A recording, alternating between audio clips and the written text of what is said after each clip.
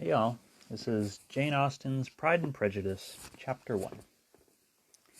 It is a truth universally acknowledged that a single man in possession of a good fortune must be in want of a wife. However little known the feelings or views of such a man may be on his first entering a neighborhood, this truth is so well fixed in the minds of the surrounding families that he is considered as the rightful property of some one or other of their daughters.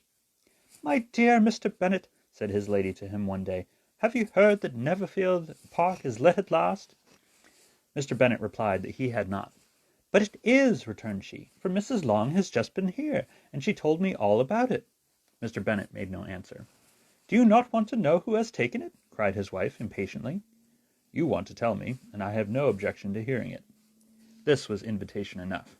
"Why, my dear, you must know. Mrs. Long says that Netherfield is taken by a young man of large fortune, from the north of England; that he came down on a Monday in a chaise and four to see the place, and was so much delighted with it that he agreed with Mr. Morris immediately; that he is to take possession before Michaelmas, and some of his servants are to be in the house by the end of next week." "What is his name?" "Bingley." "Is he married or single?" "Oh, single, my dear, to be sure. A single man of large fortune, 4,000 or 5,000 a year. What a fine thing for our girls!" "How so? How can it affect them?" "My dear Mr. Bennet," replied his wife, "how can you be so tiresome? You must know I am thinking of his marrying one of them." "Is that his design in settling here?" "Design? Nonsense! How can you talk so? But it is very likely that he may fall in love with one of them, and therefore you must visit him as soon as he comes." "I see no occasion for that. You and the girls may go, or you may send them by themselves, which perhaps will be still better, for as you are as handsome as any of them, Mr. Bingley might like you the best of the party."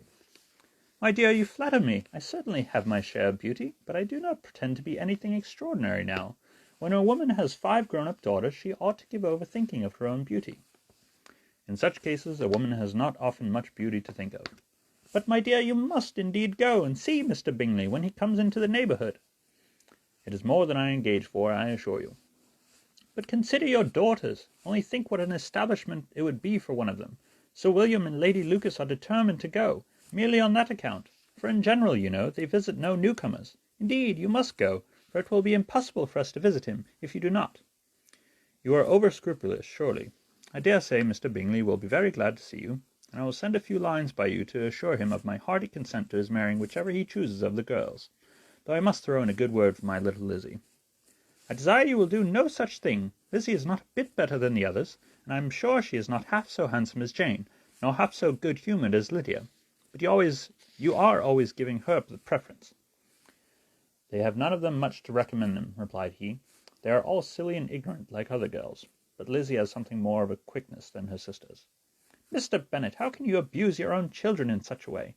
You take delight in vexing me. You have no compassion on my poor nerves." "You mistake me, my dear. I have the highest respect for your nerves. They are my old friends. I have heard you mention them with consideration these 20 years at least." "Ah, but you do not know what I suffer." "But I hope you will get over it, and live to see many young men of 4,000 a year come into the neighborhood." "It will be of no use to us if 20 such should come, since you will not visit them." "Depend upon it, my dear, that when there are 20, I will visit them all." Mr. Bennet was so odd a mixture of quick parts, sarcastic humour, reserve, and caprice, that the experience of 23 years had been insufficient to make his wife understand his character. Her mind was less difficult to develop. She was a woman of mean understanding, little information, and uncertain temper. When she was discontented, she fancied herself nervous. The business of her life was to get her daughters married. Its solace was visiting and news. And thus ends Chapter 1. I love you all. Have a good night.